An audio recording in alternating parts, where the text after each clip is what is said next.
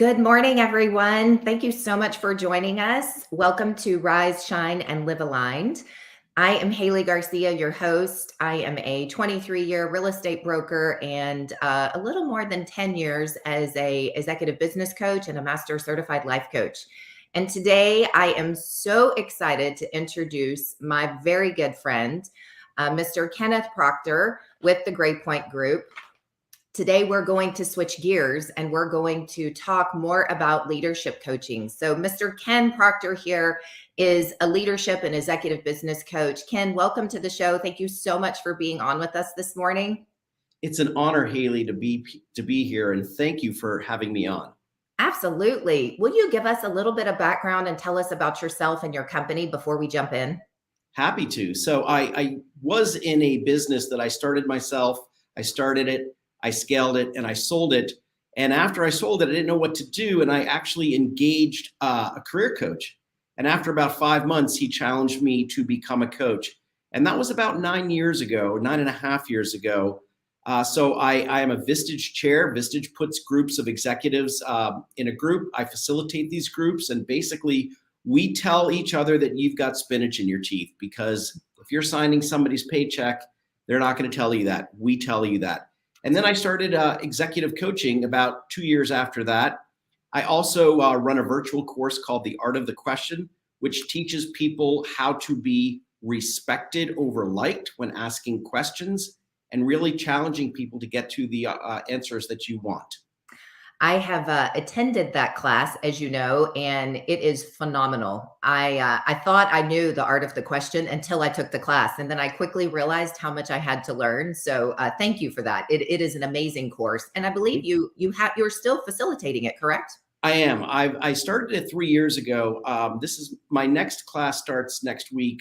It's sold out every time. I've got 2 seats left on that. But I'm really pleased because I only have 12 people in the group, and it's very interactive. It is. It is. No, it's phenomenal. Those are lucky guests to get in that class. I can speak from experience. Thank you. Well, before we jump in today, you might know from my show, Wake Up with Haley, that I really like to kick it off with something good and to really get us in the mindset of gratitude. Will you start us this morning with sharing something you're grateful for or something that's happened recently that is good in your life? Sure, I'd be happy to. So I'm the father of 3 kids, and we have always believed in family dinners, talking, challenging each other. And last week, my wife and I attended. My youngest daughter was she was accepted into the National Honor Society, and we went to that event. And the same night, we also learned that she was named Student Council President for next year of the Woodlands High School, 4,500 students. And something that my wife and I have always imparted into our kids is really success is about how one makes you feel about yourself when they're in your presence. And we believe that everybody wants to be heard, validated, believed in, appreciated, and made to feel important. And as people would come up and congratulate my daughter, Elizabeth, she immediately turned the conversation on back to them and say, "Hey, I know you were nervous about your algebra test. How did that go? Or how did you do in your tennis tournament?" And I realized that all that talking around the family table for all those years really sunk in. I was very proud of her. What a proud moment. I bet you were beaming. You had to just stand there and just beam with pride. 100%, because again, we work with very successful people. And one of the things that I realize is the most successful people with whom I work really understand the value of how does somebody feel when they're in your presence? How do you make them feel? And that's just critically important. It is. And phenomenal that your daughter at such a young age has already learned that, right? It's going to serve her in life for so many years to come. The fact that she's in high school still and has that awareness, it's a true testament to your parenting for sure, and your coaching. Thank you. Well, and for anybody that's ever carpooled with a group of teenage girls, I mean, you just eavesdrop on the conversation, and the only word you ever hear is "I." Yes. And then never about you. And she's always been really good about that. So I feel, my wife and I feel very, very strongly that we've done a good job parenting. It's amazing. No, thank you for sharing that. That's wonderful. So let's kick off our conversation with regards to coaching. I know that you coach many executive teams, C-suite levels, corporations, and individuals. And I have some questions for you today that I would love for you to expand on and just share a little bit more your experience and your expertise. When it comes to working with the executive teams, will you kick us off and tell us, what does leadership mean to you? Great question. And, Haley, one of the things that I'm most proud of is being your partner on this particular client that we have that we share. And this is a perfect example about what leadership is. Because I know that you and I share this, we're aligned on this. Leadership is not a title. Leadership is an action. Right. And I'm absolutely committed to this idea that if you feel that it's just a title and you act as though it's a title, you're not going to get engagement of your employees. And one of the clients that I worked with a couple of years ago, arguably the toughest client that I've ever had. And everybody warned me, do not take this guy on. So, I kind of live outside of my comfort zone. I'll do it, sure. And immediately after meeting with him and his leadership team, I knew he was the problem. So after 3 months, I'm having my one-to-one with him, and he said, so what's the problem? And I said, it's really communication. Actually, it's you. You're a bully, you're mean-spirited, you shout down to people, you intimidate people, and I think you enjoy it. And I think I stung him a little bit, and he said, I've been hearing that same BS for 15 years, and quite frankly, I work with a bunch of very unflattering word. I said, okay, Greg, tell me, what's the common denominator? And he looked at me, I don't know. Did he have an answer? He didn't have an answer. And I said, you. Yeah. You've heard the same thing for 15 years, over and over and over, and everybody you work with is this terrible word? Right. You. Right. So the next meeting, I come in next month, and he says, I've thought a lot about what you said. And I'm sort of ready to take a victory lap here, Haley. And he said, I can't believe how unprofessional you are and how much we're paying you. Did not react. Okay. And I looked at him and I said, Greg, tell me, why are we spending your time and your money talking about me? Silence. Because he was a bully, and as the leader of the organization, he felt he had permission to bully and intimidate people, except I can't be bullied. I know you're the same way in coaching. It's what makes you a top-tier coach. So leadership is how you make people feel. Those people felt talked down to. They felt condescended to. They felt intimidated. It's an action. A leader is supposed to inspire you, to influence you. That's what leadership is. I agree completely. And thank you for sharing that example, because it does really drive the point home, right? I think it also highlights the human element to our behaviors. And, I know you and I talk a lot about the integration of leadership from our personal lives into our professional lives. Because a lot of people, as you said, just put the title, well, I'm on the leadership team, or I'm part of the leadership committee, or whatever it might be. And all of a sudden that gives them entitlement. And if they don't really look at it from a holistic approach of, wait a minute, how do I show up as a true leader in my personal life and in my business life and integrate the two of them, there's a lot of fragments, and the behavior will not be authentic. That's absolutely correct. And a lot of people think just because they have, an executive title, it allows them to treat people poorly. Right. It just doesn't. No. You're never going to get engagement. No. And to your point about the beginning story of your daughter, she showed true leadership by thanking everyone for acknowledging her accomplishment and then turning it back to them. In my opinion, that is a perfect example of leadership, because it's turning the spotlight on the other people to help influence them and support them and guide them in whatever they may need. 100%. Haley, one of my taglines for what I do is always be presidential. And a lot of times people ask me what that means. And the best example I can give you is that when you enter a room, are you thinking in your mind, here I am, right here, look at me, right here, right here? Or are you thinking, there you are? A servant leader thinks, there you are, and replaces judgment with curiosity. and asks questions rather than makes declarative statements. 100%. And I love that you added in the word servant, right? Because that really does shift the mindset from just talking about leadership. And then when you put the word servant in, I personally think it's a really good reminder of being a servant leader is the true definition, right? Because it shifts the mindset to, oh, wait a minute. In order to lead, I do have to serve others. That's exactly correct. One of my longtime clients is the Houstonian Hotel and Spa.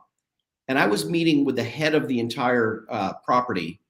And he looked at his watch and he said, "Oh, I'm sorry, I've got to cut this short." I said, "You have a meeting?" He said, "No, I've got to run home and I've got to change into shorts and a polo shirt." "Why?" He said, "Well, I'm working valet today." I said, "You're working valet?" He said, "Yeah, we're short. We've got a big event. I've got to work valet." That's servant leadership. 100%. 100%. And how much do you think it builds his relationships with all of his team when they see him out there running valet and they see him getting in the weeds with them instead of standing there and dictating what they should be doing faster or better? I can't even begin to describe how servant leadership transforms a culture. One of this guy knows everybody on the property. Over 400 employees. He knows everybody. Yeah. And one time, one of the employees came up to me as a busboy, and he said, "I've been in the hospitality business for 25 years. I have never seen a general manager bus a table. Steve does." It's amazing. Yeah. Amazing. I might go get a job at the Houstonian when we're in our next phase of life.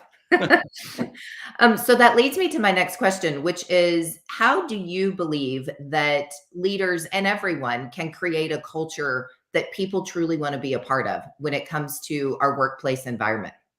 Yeah, so great question. And again, I'm sorry, another anecdote. I have a client, and I asked him. He made a statement one day. He said, "I'm going to just get rid of all the dead wood here, and I'm going to just hire the absolute best and brightest employees I can possibly find." It's great. That's wonderful. Tell me why a best and brightest employee would want to work here. Mm. And he looked at me and he said, "Well, we offer, competitive pay." I'm like, "Oh gosh, come on, keep going." Yeah. And then he said, "Well, we offer really good benefits." Okay, you're not going to compete with Halliburton on that, right? Keep going. And I had him stumped, Haley. And finally he said, "Sometimes we buy donuts on Friday." Oh gosh. That's the answer for the occasional donut. That's going to attract the best and the brightest. I said, "What's the problem?" He said, "Our culture." Yes. We don't really have a culture. No, you have a culture. It's just not defined. Yeah. And that's why it is so critically important to have core values. Yes. Critically Yes. important. It is. It is. And the culture is dictated by the core values. And to your point, every company has them. They might not be known or spoken of, and they could be actually in a negative form, but it's definitely present. And It's so true. Again, I have a client, big client, and I asked him, "Do you have core values?" "Yes." "What are they?" He said, "Hold on." Picks up his phone. He calls HR. "What are our core values?" And she said, "Let me call you back." oh goodness. That's meaningless. It's sort of like kissing your sister. It's nice, but it doesn't mean anything. Exactly. Exactly. No, and it almost, and I know you and I talk about this in a lot of our coaching that we partner on, but it almost is heartbreaking, right? Because you know that most humans want to be a part of a culture and want to represent positive core values. Most humans do, right? It's just how we're made. And yet they find themselves in organizations that have no idea what they are. And so they're just going through the daily grind and they don't have any sort of foundation or metric to go back to and go, okay, wait a minute. When we have to make these major decisions, what do we reflect off of as a core culture in order to make these decisions? And it's a huge gap in so many organizations that I know you and I feel the same. And it really leads to disappointments and failure within the individuals that work there. It's 100% true. And I've yet to meet parents that hold their newborn and look into their child's eyes and say, son or daughter, someday I want you to grow up and be mediocre. And I've never met an employee that says, I'm just very comfortable being mediocre. And if you have core values that promote learning and consistent learning, and how can we help you evolve? How can we help you get better? Yes. People gravitate towards that. Oh, 100%. They do. And you really see the passion light up within them when they get to be a part of it and they get to go, yes, we do stand for that. And yes, this is how we operate. They really light up, which is amazing, right? Because at the end of the day, we can talk about our business or our industry all day long, but if we're not talking about the human element that is present in every single business, we're missing the boat. It's so true. One of my clients, their core values is an acronym: GRIT: growth, respect, integrity, trust. Right. And to substantiate the growth part, they will allocate $1,000 a year per employee to do any activity that helps them grow. So great. That's Wow. that's engagement. That's a high performing culture. 100%. And it's really the company showing that they truly value those values, right? They truly embody them because they're paying it forward to the employees. That's exactly right. An employee is going to make a decision within the first 3 days of starting a new job as to how long they're going to be there. Yeah. So again, another client of mine, this is their onboarding process. This is real leadership, Haley. So 1 week before that employee is going to start, that employee's family gets a handwritten note from the CEO congratulating the family and saying, we are so happy to have Haley come join our family. Please celebrate with yours, and puts a $250 gift card to a local restaurant. It's amazing. The day that employee shows up, their laptop is ready, their business cards are ready, their cell phone is ready, everything's ready, and there's an agenda for the next 2 weeks of who they're meeting with it. That's a high-performing culture. 100%. And that is exemplifying so much gratitude, not only to the employee, but to the family. And wow, talk about making an impact and an impression on the family who is watching their loved one leave and go to work every day. And if there's after hours or late nights or extra projects that employee has to do, how supportive is that family now going to be that they feel that the employer is actually grateful? That's it. That's how you deepen employee engagement. That's how you engender trust. Yes, that's amazing. So on that note, as we're talking about the core values and the cultures within the different companies that we work with, tell me about your process or your experience in what you've done to help companies define their values, and then what you've really seen in the way of growth within their teams once they truly get these core values defined and they start operating off of them. Sure. So, I've always encouraged any member of a leadership team or anybody in management to sit and have these one-to-ones consistently. And a lot of times I get a little pushback, say, well, we don't have the time for that. It's not that you don't have the time. It's just that you don't see the value in it. Okay.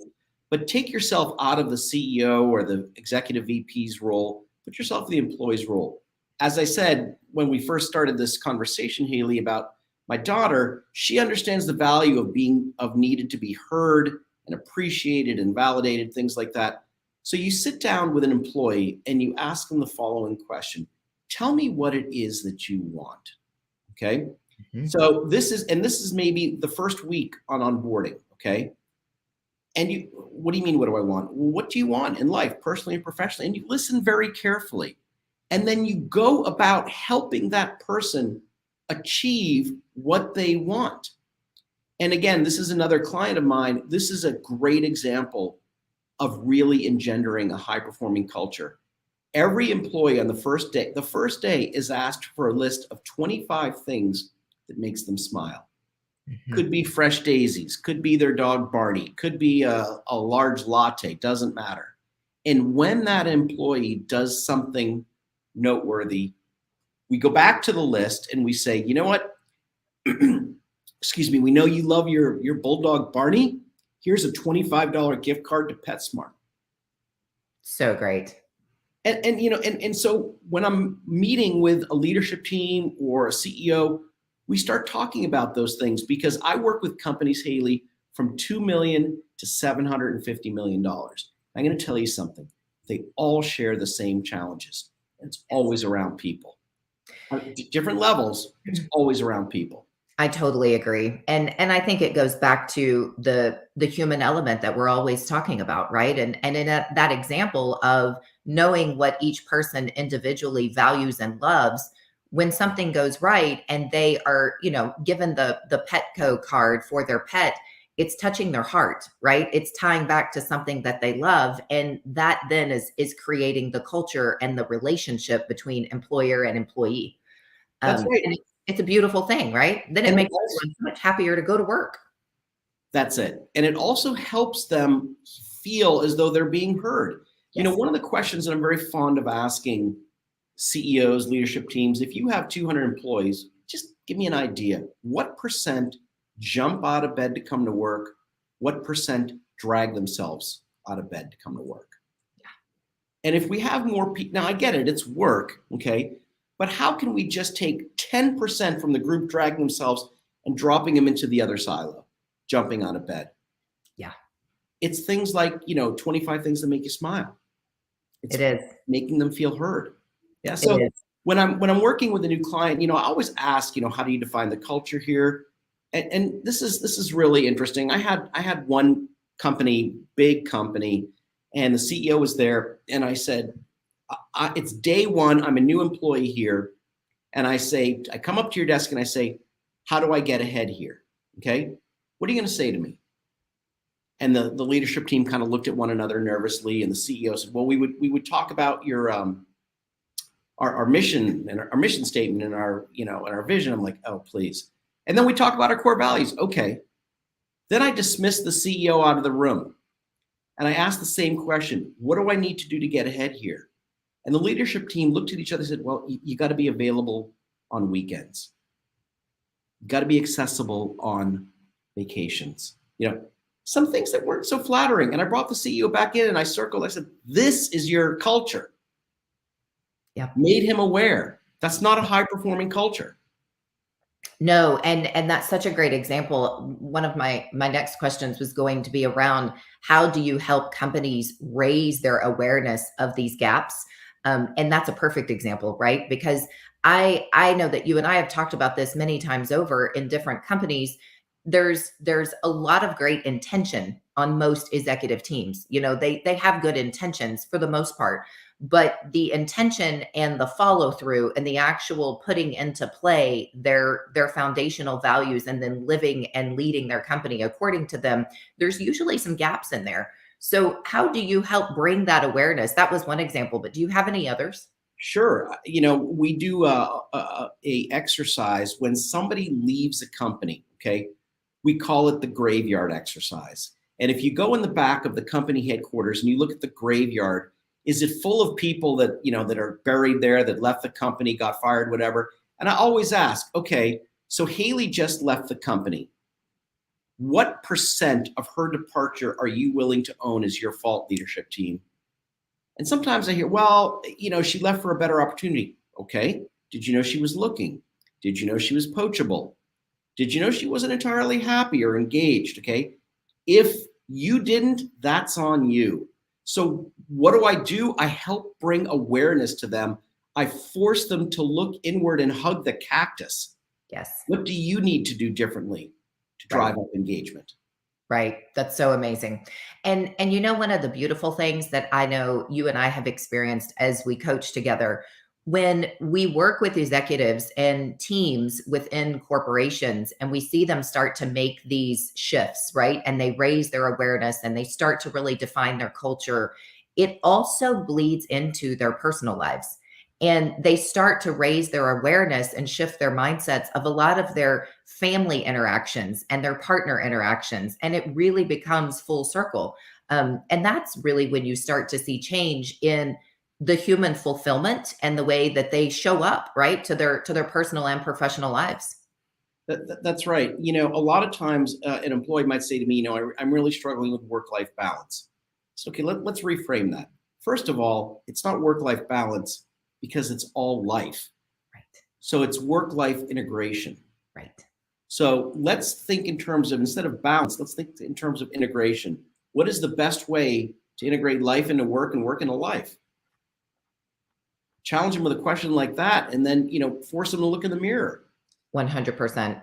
Yeah. And the forcing them to look in the mirror is something you and I talk about a lot. You opened up with, we tell people that they have spinach in their teeth. And I think that's one of the greatest things, because it's very rare that we find people in our lives, especially in our business lives, that are willing to come up and either show that level of vulnerability or have the courage to say something to another person that might highlight a gap. And that's, as coaches, what we do quite often.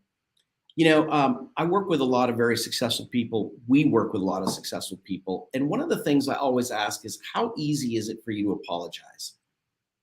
And sometimes I hear, I struggle with that. Okay, so that to me is a commentary on your giant ego.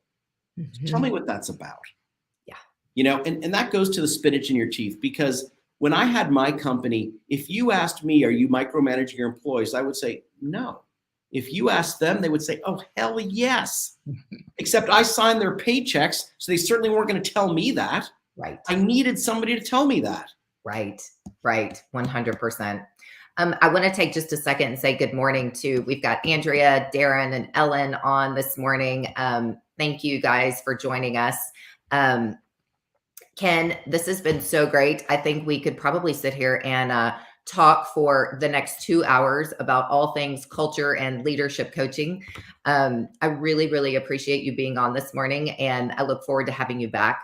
I also am going to send out your art of the question to some of my contacts, because the fact that you have 2 seats left for the upcoming class is great. So I'm going to definitely push that out for you, because it's a phenomenal class. So thank you for facilitating. I know everyone on my team has gone through it, and their mindset on how to ask a question has definitely shifted. Well, thank you for that, Haley. And thank you for the opportunity to sit with you. I really enjoyed it. Yeah, absolutely. Before you jump off, Ken, will you share your website so everybody can find you, and any social handles that you might want to share? Absolutely. My website is kennethproctor.com. My Instagram is @TheKennethProctor. And my Twitter is @KenProctor_LC. And YouTube is Kenneth Proctor. Awesome. Thank you, Ken. I so appreciate it. Have an amazing day, and I will see you in our next coaching session. Thanks, Haley. Enjoyed it.